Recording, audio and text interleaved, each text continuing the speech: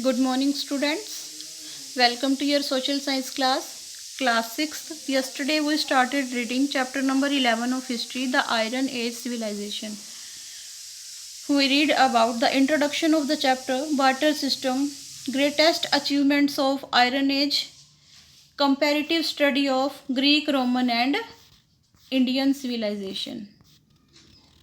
Now continue with our next topic, the Vedic civilization. The word Veda or Rig Veda means knowledge. Word Veda का means होता है knowledge.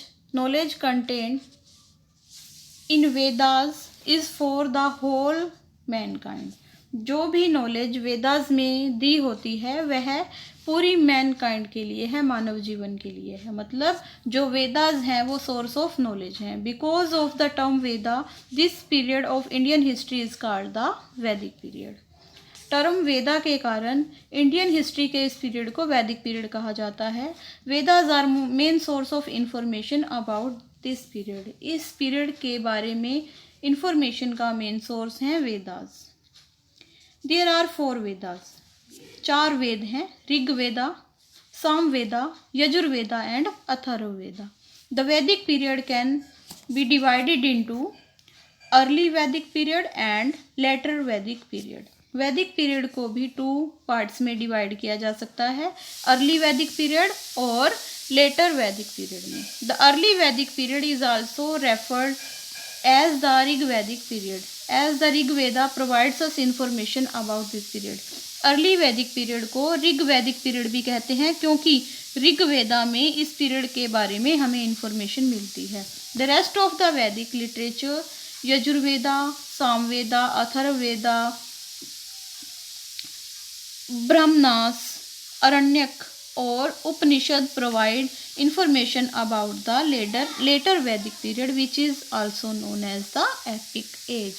जो बाकी के वेदास हैं ऋग्वेद के अलावा, जो बाकी के वेदास हैं यजुर्वेदा, सामवेद, अथर्ववेद, ब्राह्मण्स, अरण्यक, उपनिषद, वो हमें लेटर वैदिक पीरियड के बारे में इंफॉर्मेशन देते हैं. इसीलिए इस पीरियड को एपिक एज भी कहा जाता है.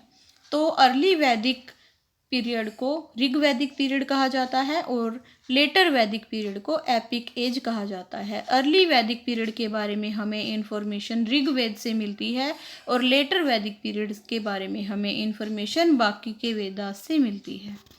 Do you know Rigveda is the oldest Veda composed about 3500 years ago. Rigveda सबसे पुराना वेद है. यह 3500 साल पहले लिखा गया था. This includes more than 1000 hymns known as सुक्ता which means well said. इसमें 1000 से भी अधिक रिलीजियस सॉन्ग्स हैं जिन्हें सुक्ता कहा जाता है. सुक्ता का मीन्स होता है वेल सेड, अच्छी तरह से कहा हुआ. Those who composed hymns called themselves Aryans. जिन लोगों ने यह भजन लिखे, यह बाणियाँ लिखी या ये जो रिलीजियस सॉन्ग्स लिखे, वो अपने आप को आर्यंस कहते हैं. एंड दोज ओपोनेंट्स एज दासाज और दास्यूज. और उनके जो ओपोनेंट्स थे, उनके जो शिष्य थे, उन्हें दास कहा जाता था या दास्यूस कहा जाता था. जो उनके फॉलोवर थे, जो हिम्स लिखते थे, रिलीजियस सॉन्ग्स लिखते थे, उनके फॉलोवर्स को दास कहा जाता था. और जो हिम्स लिखते थे उन्हें आर्यंस कहा जाता था. Political condition. Rigveda mentions rajas who were different from the later Vedic kings. Rigveda में राजाज के बारे में बताया गया है जो लेटर वैदिक पीरियड के किंग से अलग होते थे. मीन्स ऋग्वेदा में भी राजा होते थे. They neither had capital, cities, palace और armies NOR they collected tax. जो ऋग्वेद के टाइम पे राजा थे उनकी ना तो कोई कैपिटल होती थी, ना सिटी होती थी, ना पैलेस होता था, ना आर्मी होती थी और ना ही वो टैक्स कलेक्ट करते थे.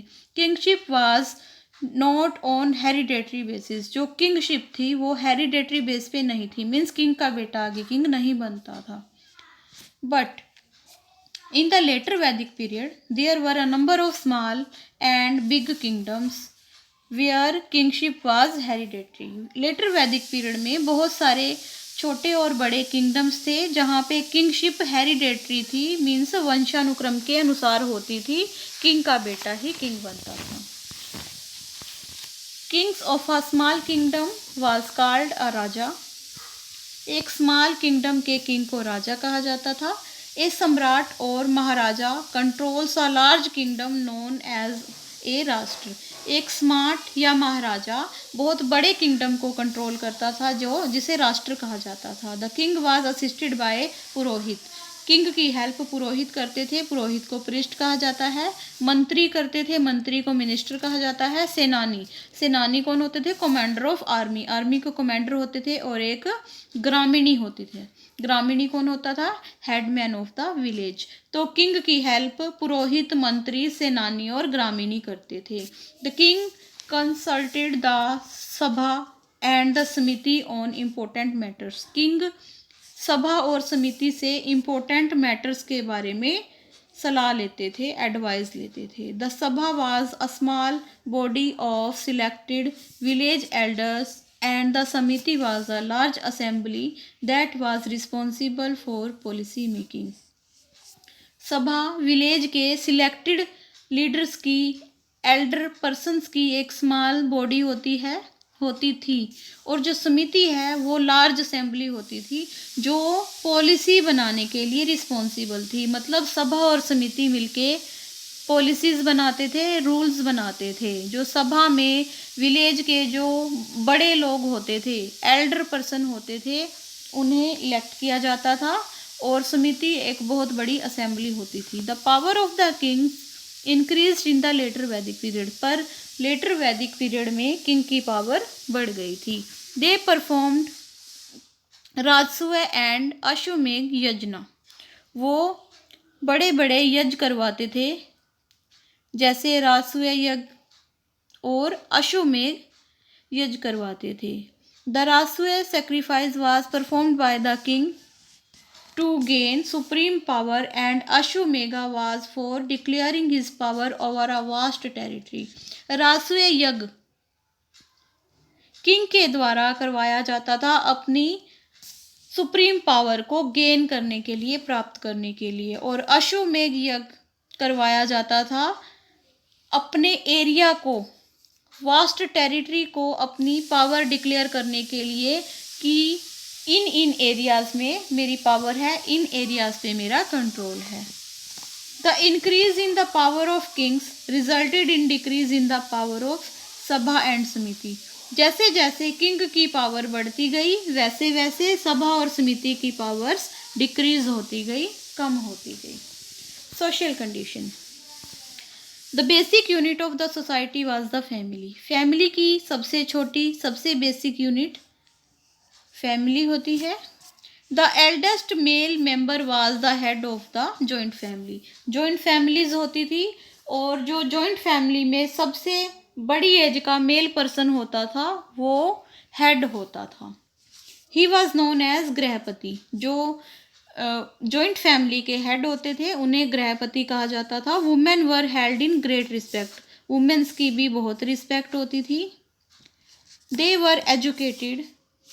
उनको एजुकेट किया जाता था, पढ़ी लिखी होती थी। Women like Apala and Ghosha even composed hymns. जो वुमेन्स थी जिनका नाम आपने सुना भी होगा, अपाला और घोषा, उन्होंने भी भक्ति के सॉन्ग लिखे थे, रिलीजियस सॉन्ग लिखे थे। The participation of wifes was essential in all the religious ceremonies. जितने भी रिलीजियस प्रोग्राम होते थे वहाँ पे वुमेन्स की, वाइफ की पार्टिसिपेशन होना जरूरी होता था। The social evils like sati pratha and child marriage were unknown in the early Vedic period, but they gained importance in the later Vedic period as the status of women declined.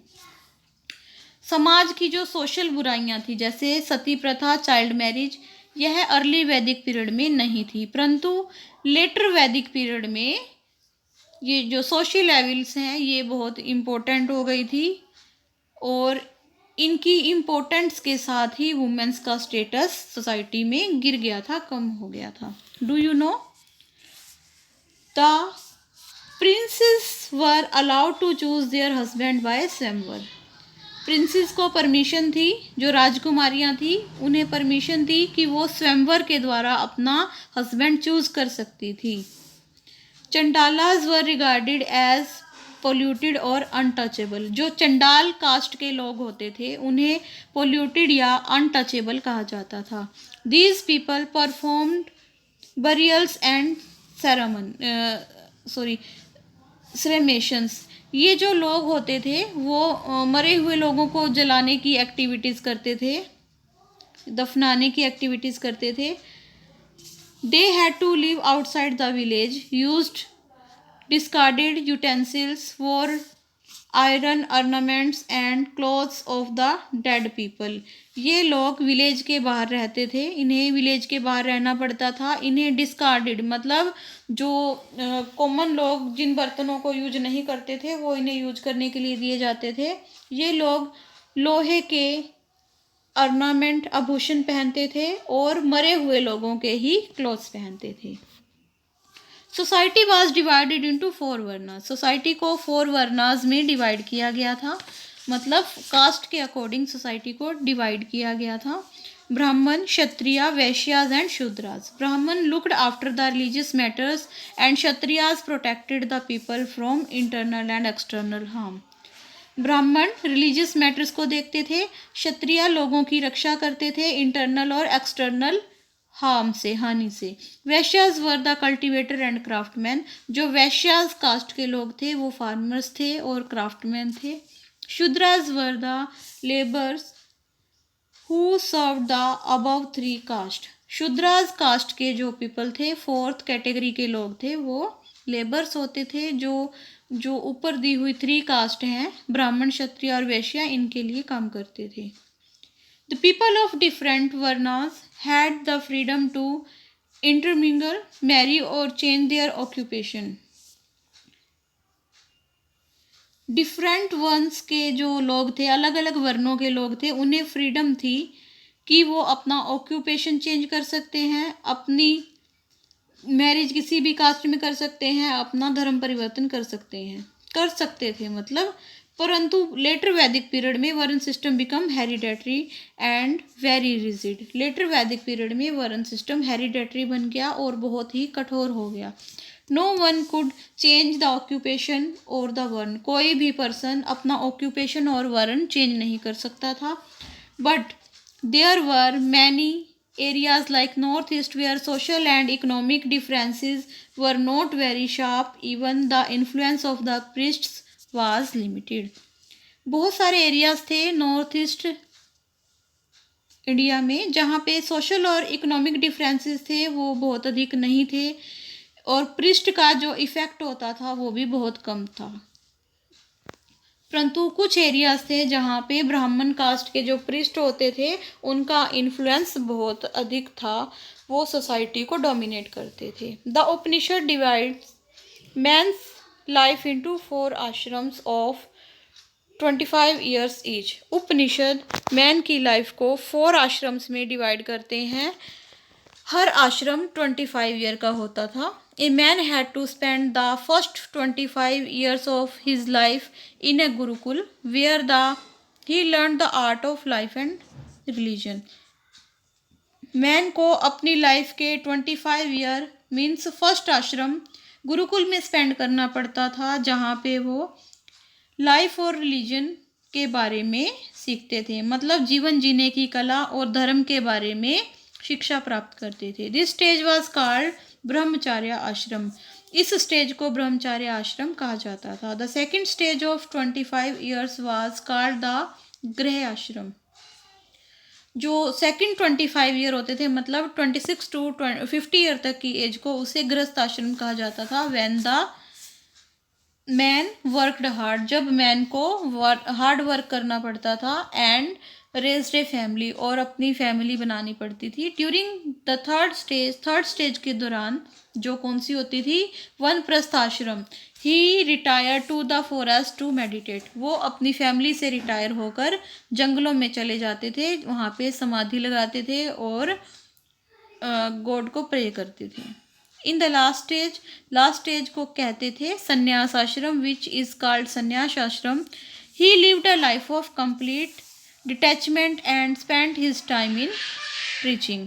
वह अपनी life भगवान को याद करने में और भगवान की प्रार्थना करने में अपना टाइम स्पेंड करते थे। मतलब वो सोसाइटी से बिल्कुल ही डिटैच हो जाते थे, बिल्कुल ही अलग हो जाते थे। उसका अपनी फैमिली से या सोसाइटी से कोई भी रिलेशन नहीं होता था। वो भगवान को याद करने में, उनका गुणगान करने में, उनके बारे में प्रचार करने में अपनी लाइफ स्पेंड करते थे। Occupation, agriculture was the main occupation of the people. लोगों का मेन ऑक्यूपेशन एग्रीकल्चर था। They used plough which were followed by oxen. वो खेतों को जोतने के लिए ऑक्स का यूज करते थे। During this period people irrigated their fields with water from the wells, canal and lakes. इस पीरियड के दौरान लोग अपने फील्ड्स को वेल, कैनल और लेक के वाटर से इरीगेट करते थे। They grew wheat, barley, rice, beans etcetera. वो वीट, बार्ले, राइस और बीन्स ग्रो करते थे। वीट होता है गेहूँ, बार्ले होता है बाजरा, राइस चावल, और बीन्स होता है, बीन्स को कहते हैं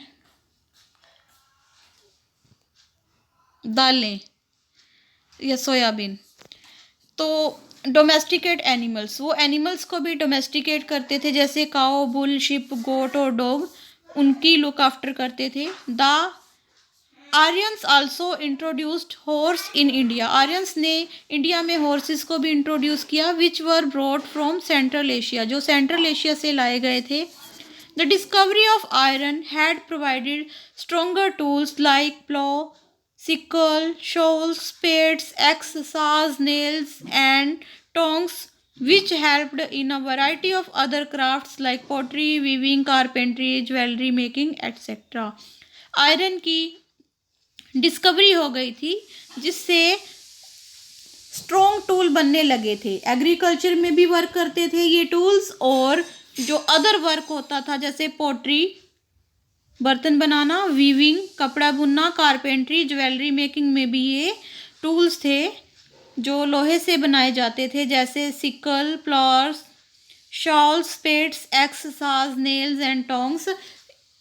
यह अब और ज़्यादा मजबूती से बनाए जाते थे। ये एग्रीकल्चर के अलावा अदर वर्क्स में भी हेल्प करते थे। The Aryans were expert traders. Aryans trader, व्यापारी होते थे, वो बहुत एक्सपर्ट थे। Trade was mainly carried on land. Trade में लैंड रूट से किया जाता था। They used barter system. उस समय बार्टर सिस्टम का यूज किया जाता था। The cow was used as standard of value. Cow का यूज किया जाता था एज स्टैंडर्ड वैल्यू के लिए। जैसे अब मनी का यूज करते हैं, वैसे पहले काउ का यूज किया जाता था। बार्टर सिस्टम मीन्स वस्तुओं के बदले में वस्तुओं का आदान प्रदान करना। Do you no, in later Vedic period, coins like Nishka, Satmana and Krishnala were also used. Later Vedic period में सिक्कों का यूज करते थे। ये इन सिक्कों के नाम हैं निक्षा, सतमाना और कृष्णाला। इनका यूज किया जाता था। नेक्स्ट है religion. The early Aryans worshipped many gods representing the forces of nature. जो अर्ली वैदिक पीरियड के पीपल थे, वो बहुत सारे गॉड्स की पूजा करते थे। उनकी पूजा nature, forces of nature, nature के फोर्सेस के रूप में की जाती थी, प्रकृति के बल के रूप में की जाती थी। Indra was worshipped as god of thunder. Indra को गॉड ऑफ थंडर, थंडर होता है तूफान, के रूप में पूजा जाता था। Vayu god of wind, Vayu god of wind, और Prithvi the god of earth, Agni the god of fire and Surya the sun god. इनकी वर्शिप की जाती थी। Milk, ghee, grains and flesh were offered as part of sacrifices at yagya. Yajna में मिल्क, घी, ग्रेन्स और flesh को offer किया जाता था, मीन्स उनकी आहुति दी जाती थी, उन्हें सेक्रीफाई किया जाता था यजना में, यह भगवान को ऑफर किए जाते थे। Early Aryans did not build temples, पहले वाले आर्यंस ने टेम्पल्स नहीं बनाए थे। इन लेटर वैदिक period the yajna became very expensive and the nature gods were replaced by new gods. Later वैदिक पीरियड में यजना बहुत महंगा हो गया था, मतलब यज्ञ करते समय बहुत अधिक पैसा खर्च करना पड़ता था, और नेचर गॉड थे वो भी एक्सचेंज हो गए थे, रिप्लेस हो गए थे, उनकी जगह नए गॉड थे, उनकी वर्शिप की जाती थी, जो थे ब्रह्मा, विष्णु, शिवा, रामा और कृष्णा। द लेटर वैदिक period saw the birth of Brahmanism and Hinduism, later वैदिक पीरियड में ब्राह्मणिज्म और हिंदुइज्म का जन्म हुआ। Do you know the law code of Manu, Manusmriti और Manava Dharmashala was prepared by Manu. It is an important law book for the Hindus, हिंदुओं के लिए कानून की एक किताब लिखी गई थी जिसे मनुस्मृति या मानव धर्मशाला कहा जाता है। यह मनुस्मृति की जो बुक है, इसमें जो कानून है उन्हें लॉ कोड ऑफ मनु कहा जाता है। यह मनु के द्वारा लिखी गई थी। इसमें हिंदुओं के लिए इम्पोर्टेंट रूल, रेगुलेशन, कानून लिखे गए हैं कि इन धर्मों का पालन हिंदू धर्म के लोगों को करना पड़ेगा। अचीवमेंट्स, द वैदिक literature throw light on the achievements of Aryans in the field of science, Vedic literature science के फील्ड में, साइंस के क्षेत्र में, विज्ञान के क्षेत्र में आर्यंस की अचीवमेंट को दर्शाता है।